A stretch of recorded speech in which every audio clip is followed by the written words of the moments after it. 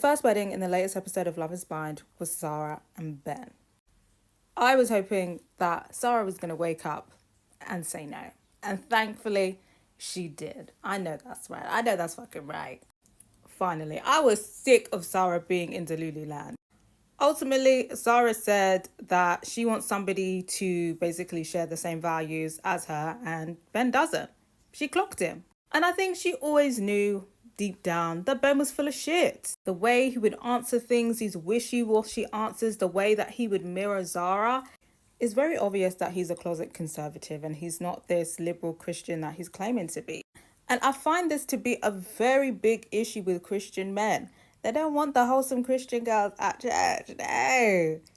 Because the spirit of lust is too strong.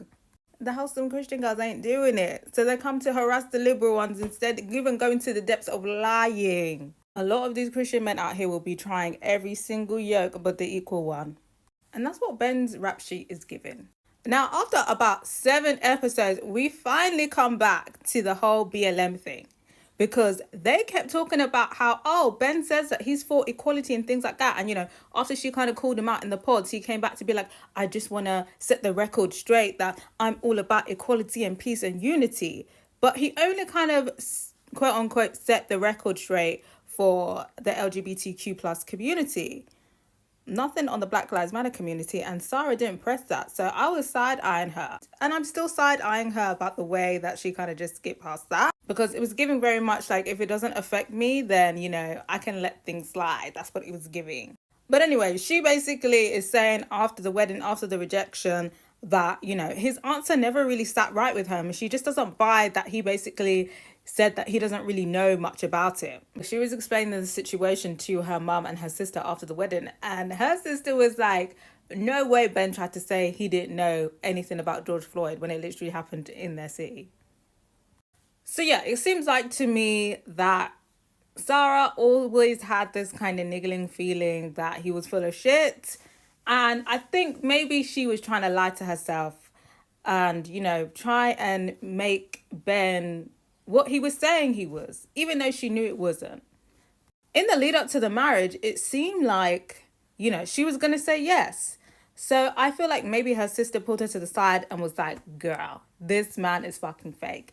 And on top of that, the Midwest where they're staying, Minneapolis, is like a quote unquote big small city. Everybody knows everyone's business, especially in the white Catholic community. So I feel like maybe either her sister or her friends were doing some, you know, FBI business and getting the information and getting the dirt on Ben. We're telling her like, girl, don't marry this man. He's full of shit. And I feel like maybe something like that happened simply because when Sara said no, Ben was basically proposing that they continue their relationship. Like, you know, maybe they're not ready to get married now, but they can continue their relationship and, you know, bridging the bridge for them to get married later. And Sara was like, we'll see. And it's giving very much, you're dumped. It wasn't giving very much, let's wait and see. It's giving very much, you're dumped. So I'm just confused because I'm like, how can we go from literally you're getting prepared for the wedding saying like you feel like you're going to say yes, like your heart is saying yes, but you're not sure about your brain, like you were really conflicted, to, well, actually, we'll see. Maybe, I'm thinking maybe it's a thing where, you know, when you've now just said it out loud, because before she was saying how they were on the same page, right?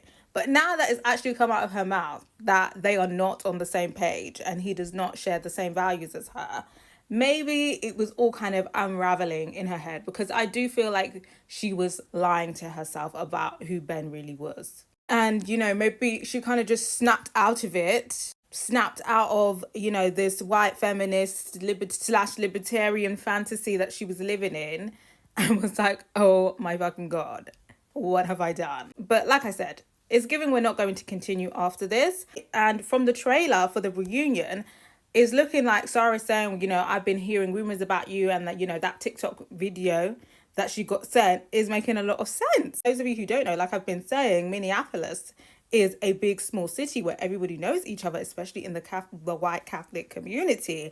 And in the white Catholic community is giving Ben is the community fuckboy. From time she's receiving this TikTok video, I don't doubt that she was also receiving messages. She was also having people coming to her as a woman about Ben. So I think it was a mixture of Ben being full of shit and her clocking that and her not being able to lie to herself about it anymore.